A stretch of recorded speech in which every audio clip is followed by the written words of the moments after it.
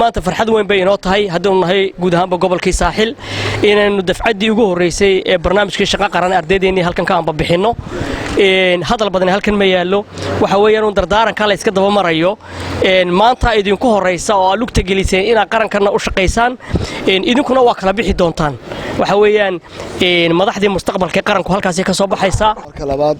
waxaynu maanta sagootineynaa oo si ducayneynaa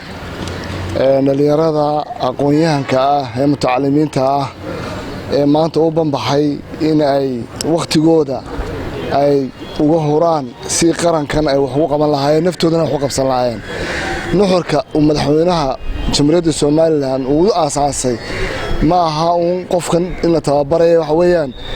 waa wax badan oo dadku inta badan ay isku celceliyaan ay tabaan oo cadaalad baa ka yegleelmaysa waxa weeyaan qofkii dhalinyarada ahaa cilmigii aqoontii uu bartay ayuu jaaniskiisii maanta la siiyay hadduu dhaqtar ahaa jaaniska markuu soo dhammaysto shaqo qaran dhaqtarkiisu gelayaa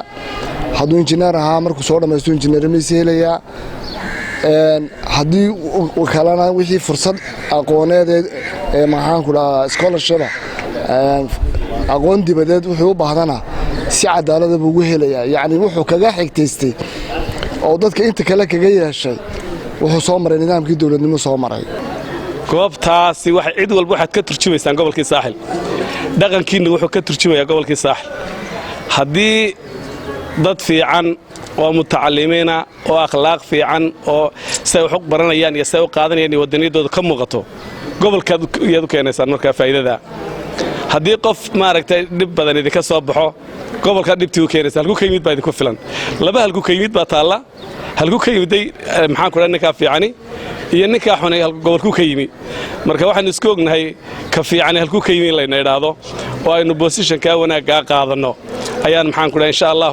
ee ku rajaynahay cid walba macallimiinta joogtay goboladii laga yimid oo report gareyn doonaan dad fiican baad noo soo dirteen iyo ku xun baad noo soo dirteen waxa kale oo dhici doonta berrito markaad halka ku qaadataan dadka kala duwan isku barataan